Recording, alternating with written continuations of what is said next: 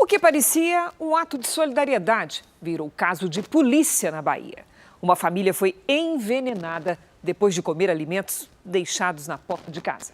Os investigadores ainda não sabem o motivo, mas uma vizinha é a principal suspeita e está presa. É o que você vai ver na reportagem de hoje da nossa série especial.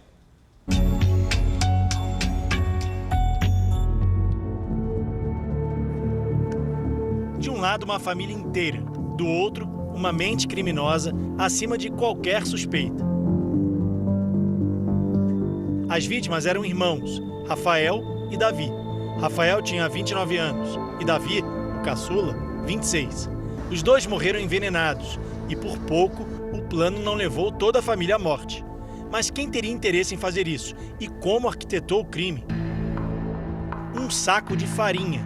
Foi só isso que os investigadores receberam como prova do assassinato.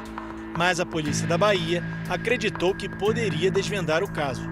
Até porque a gente foi abordado por uma pessoa na rua e fora do contexto, porque a gente estava fazendo uma outra diligência. O irmão da vítima veio para cá porque o investigador entendeu que aquilo dali poderia ser, sim, um homicídio.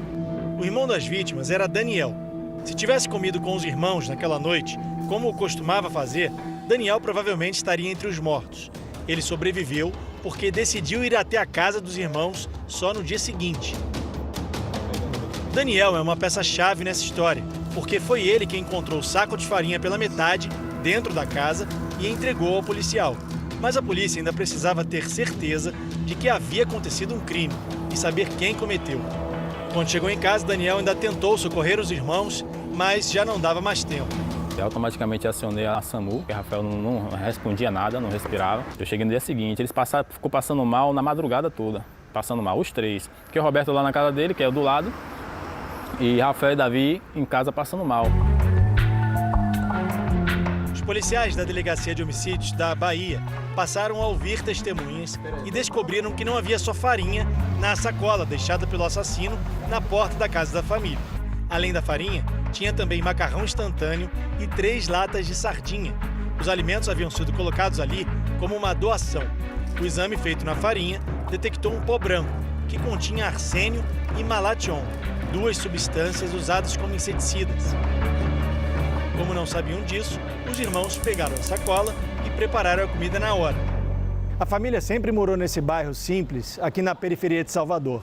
Rafael e Davi sobreviviam do dinheiro que conseguiam com a venda de latinhas e da doação de parentes e amigos. Quase sempre recebiam comida. Era comum que os vizinhos colocassem os alimentos em sacolas na porta de casa assim. O que não era comum é que esses alimentos estivessem contaminados. Quem envenenou a comida sabia que eles passavam necessidade. Um dos irmãos que preparou os alimentos em casa quase virou suspeito do crime. Roberto, o quarto irmão. Ele estava na casa e se ofereceu para preparar a comida. Afastamos essa possibilidade de ter sido o Roberto, porque ele também ingeriu e a esposa dele também ingeriu. Um ano depois de provar os alimentos envenenados, Roberto ainda faz tratamento para tentar recuperar os movimentos dos braços e das pernas, sequelas do envenenamento.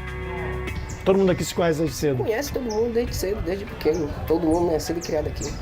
Quer dizer, foi uma surpresa para todo mundo, uma vizinha fazer isso. Uma surpresa. A esposa do Roberto, Maria Edneide, também provou um pouco da comida e foi internada com sintomas graves. Ela sobreviveu, sem sequelas, mas não quis gravar entrevista. Faltava o Sandro, o irmão mais velho, o último a saber do que aconteceu. Ele mora longe. Rapaz, o que a gente espera? A justiça, né? Que a justiça seja feita, né? Afinal de contas, ela quase mata 4 pessoas. Ela matou 2, uma infelizmente não teve nem chance de ir para parar em um hospital, morreu na hora. O outro está se debatendo no hospital. E o outro, meu irmão, está lá, internado no hospital, tentando se recuperar. A principal suspeita de ter envenenado a comida é a vizinha da família, uma mulher de 44 anos que cresceu na casa ao lado dos irmãos, de quem ninguém nunca desconfiou. Ana Maria Ferreira confessou e foi presa preventivamente.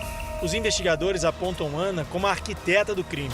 Foi uma coisa pensada, foi uma estratégia, justamente. Não há sombra de dúvida em relação a isso. O objetivo dela era alcançar o Davi, mas ela não imaginava que esses alimentos também terem sido consumidos pelos outros integrante da família. O próprio termo da denúncia é nesse sentido. Houve uma premeditação, houve uma articulação. No primeiro atendimento, no primeiro momento que a Defensoria teve com ela, ficou demonstrado, pelos agentes mesmo da unidade prisional e pela conversa que a gente teve, que aparentemente é possível que ela tenha algum transtorno mental.